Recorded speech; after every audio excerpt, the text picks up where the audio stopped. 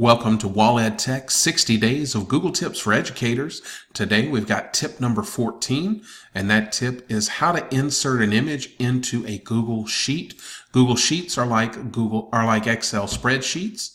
What we're going to do here is if you want to insert an image, all you have to do is go to the toolbar at the top, click the Insert button, and you have Insert an Image.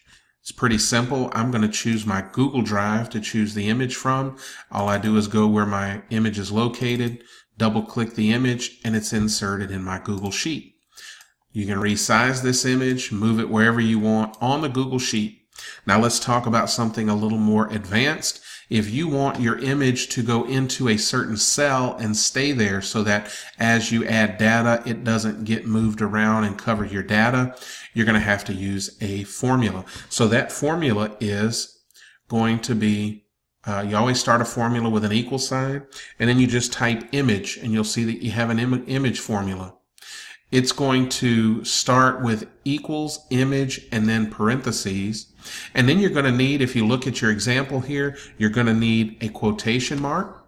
And then you need the URL of your image. Well, I went online and I found an image of Miss Wall and myself. And so if you right click on it and you say copy image address, and then you paste that after the quotation mark, then you close your quotation mark, close your parentheses, and hit enter.